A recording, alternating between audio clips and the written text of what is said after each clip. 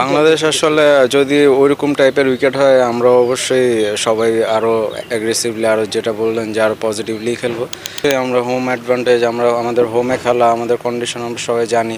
International খেলা, এখানে আসলে কাউকে কোনো ছোট করে দেখার কোনো ওয়ে নাই। না না, ওইরকম কোনো কথা না, ওইটা আসলে পার্সোনালি আমাদের প্রিপারেশন বা আমাদের প্র্যাকটিসের ব্যাপারেই কথা হয়েছে। ভাই, সাউথ আফ্রিকার সঙ্গে আপনার অনেকটা আচমকা ডেবিউ হয়ে গিয়েছিল, আপনি এখান থেকে লঙ্গার ভার্সন খেলার মাঝপথে গিয়েছিলেন।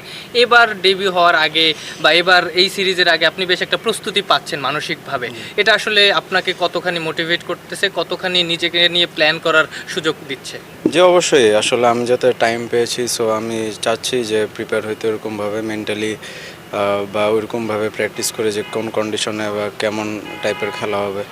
তো হোপফুলি ইনশাল্লাহ অবশ্যই চেষ্টা করব অনেক ভালো খেলতে, তো দেখা যাক কী হয়।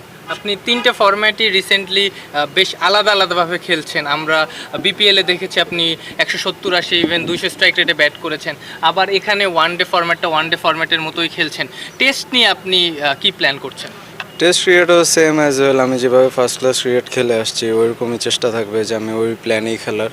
তো হয়তোবা ডিফারেন্ট ফরম্যাট, বাট হোপফুলি যে আমরা আগে থেকে যাতে ক্যাম্পে স্টার্ট হচ্ছে আমাদের জন্য ইজি হবে তাড়াতাড়ি কোপ আপ করা, তো হোপফুলি ইনশাল্লাহ ভালো প্রিপেয়ার করতে পারবো। লিটন দাস টেস্ট ক্রিকেটটা নিয়মিত পারফর্ম করেন, তার অ্যাবসেন্স আছে এবং সেই জায়গাটায় আপনি হয়তো সুযোগ পেতে পারেন। ওই পার্টিকুলার জায়গাটা নিয়ে কি প্ল্যান করছেন? না আসলে আলটিমেটলি এটা তো আমাদের দেশের খেলা, সো এখানে আমরা যেই হয়তো সুযোগ পাবো অবশ্যই সবার চেষ্টা থাকবে যাতে আমরা টিম হিসাবে ভালো খেলতে পারি, আমরা যাতে আমাদের হোম কন্ডিশনে অ্যাডভান্টেজ নিতে পারি।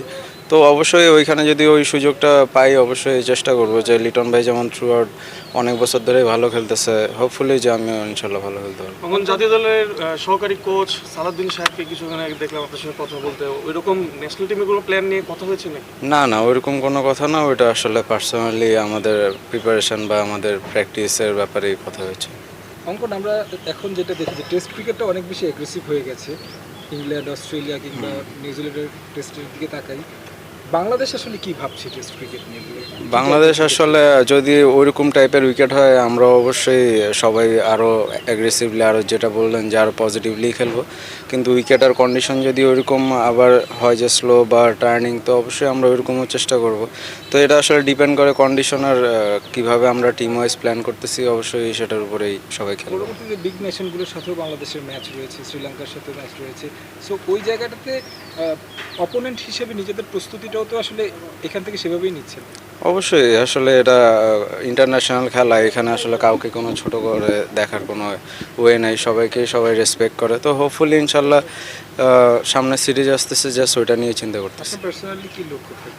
অবশ্যই লক্ষ্য থাকবে, যেমন নর্মালি সবার থাকে। আসলে আমার লক্ষ্য এখন বলে অতটা যতটা ইজি, কিন্তু আমি হয়তো বা পারফর্ম করলে হয়তো বা সবার সামনে আসবে, তো ওইটা আরও আমার কাছে মনে হয় যে ভিজুয়াল হবে। দলীয় লক্ষ্যটা আসলে? দলীয় লক্ষ্য তো অবশ্যই আমরা হোম অ্যাডভান্টেজ, আমরা আমাদের হোমে খেলা, আমাদের কন্ডিশন আমরা সবাই জানি।